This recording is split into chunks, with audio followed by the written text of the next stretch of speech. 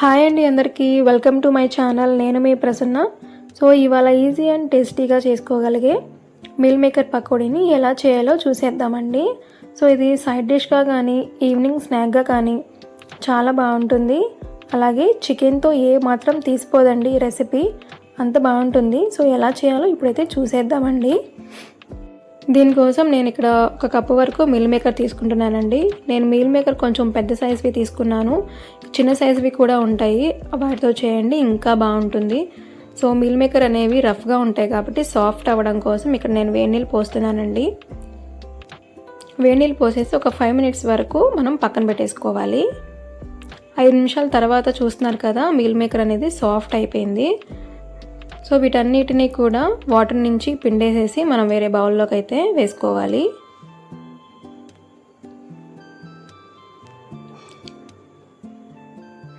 Meal maker అనేది stove మీద water పెట్టి కూడా చేస్తారండి, అది మన ఇష్టం అనమాట, ఎలా అయినా చేయొచ్చు. సో నెక్స్ట్ దాంట్లోకి ఒక 1/2 tablespoon కారము, టేస్ట్కి తగ్గట్టు సాల్ట్, అలాగే 1/2 tablespoon కన్నా కొంచెం తక్కువగా గరం మసాలా, ఒక 1 tablespoon అల్లం వెల్లుల్లి పేస్ట్ వేసుకోవాలి.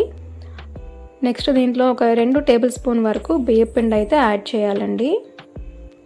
అలాగే 3 tablespoon వరకు నేను శనగపిండిని యాడ్ చేస్తున్నాను.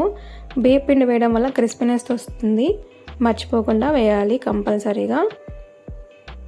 ఇలా అన్నీ వేసుకున్న తర్వాత ఒకసారి అయితే మిక్స్ చేసుకోవాలన్నమాట.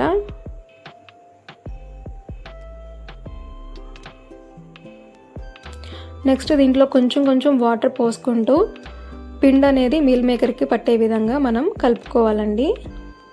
చూస్తున్నారు కదా, సో పిండి అయితే చక్కగా మీల్ మేకర్స్కి పట్టేసింది. మీకు ఇక్కడ కొంచెం పిండి అవసరమైతే కొంచెం యాడ్ చేసుకోవచ్చండి.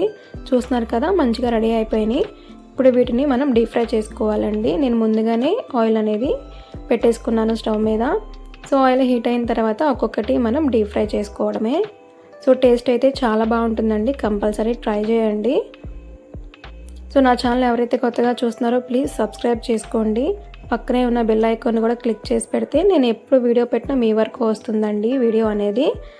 సో ఇవన్నీ ట్రై చేసి మీకు ఎలా వచ్చిందో కింద కమెంట్ చేయండి. సో ఇవన్నీ కూడా గోల్డెన్ బ్రౌన్ కలర్ వచ్చేంత వరకు మనం డీప్ ఫ్రై చేసుకోవాలన్నమాట. సో ప్రాసెస్ కూడా చాలా ఈజీ అండి. సో మనం 5 minutesలో అయిపోతుంది. సో చూస్తున్నారు కదా, సో ఎంతో ఈజీ అండ్ టేస్టీగా చేసుకునే మీల్ మేకర్ పకోడీ అయితే రెడీ అయిపోయింది.